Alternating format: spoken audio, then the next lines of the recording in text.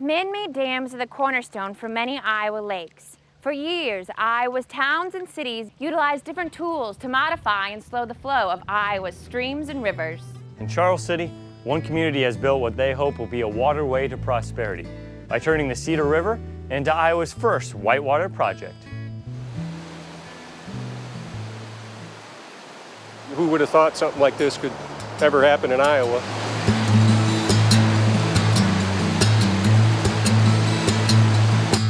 This is a world-class feature. I've boated a number of places around the country, and I've played in a fair number of places. I've played at some actual play features, like at Salida in Colorado. This is by far and away, I don't want to diminish the quality of that park, but this park is equally every bit as good.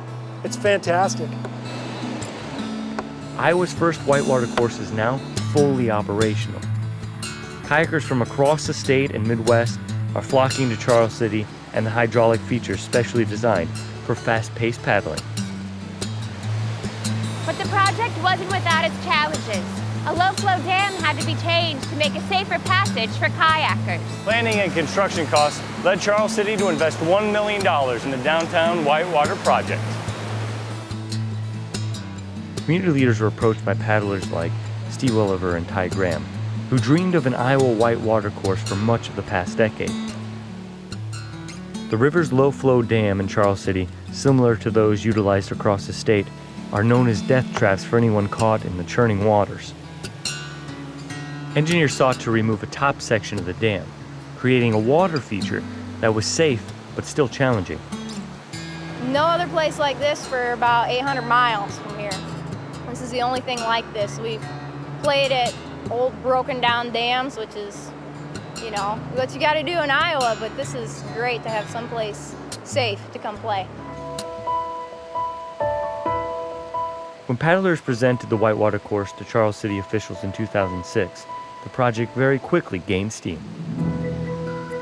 We're ready to get going on it, and then the flood hit, so the state pulled the money for that, so for flood recovery.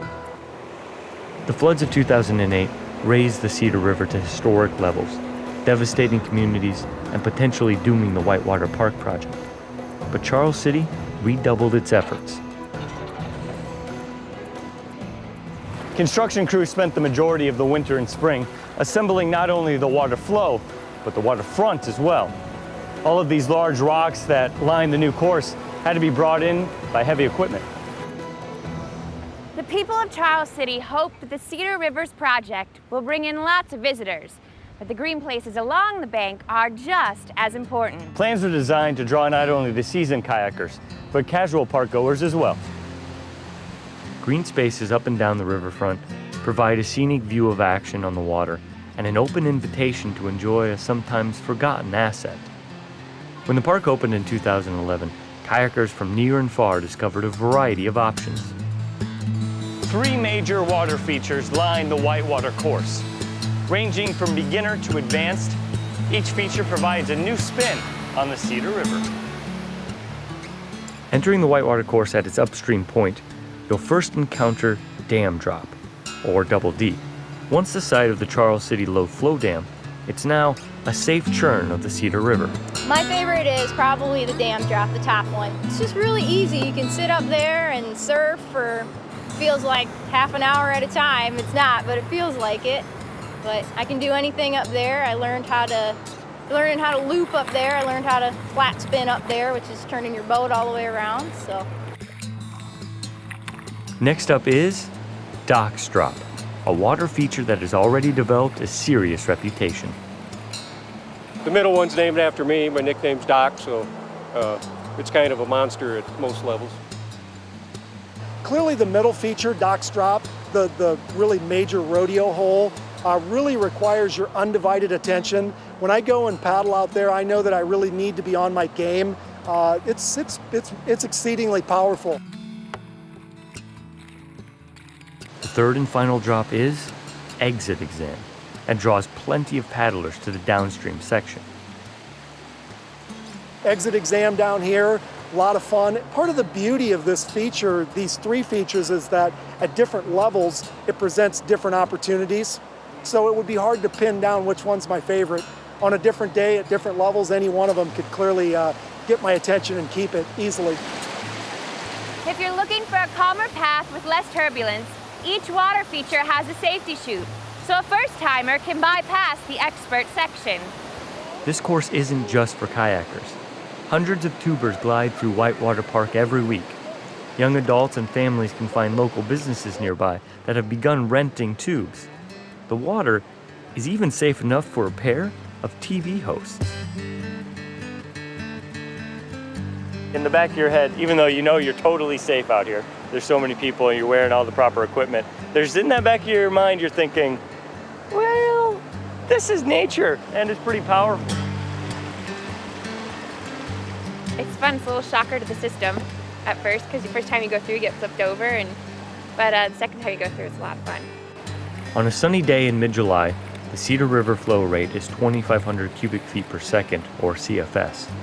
Different rates generate dramatic changes in the water features. Today is a testament of the raw nature of Iowa's streams and rivers. Heavy rains from southern Minnesota just days ago created a rush of water downstream. The water flow was 500 cubic feet per second 48 hours ago. Today, it's at 9,000 cubic feet per second, making the course unsafe until the flow rate drops. In only a matter of days, those water levels drop back into a safe zone, leaving the course open for adventure seekers from across the country. They had somebody here from Oregon. I know that there have been people here from Nebraska and people from Kansas, so Minnesota, Wisconsin.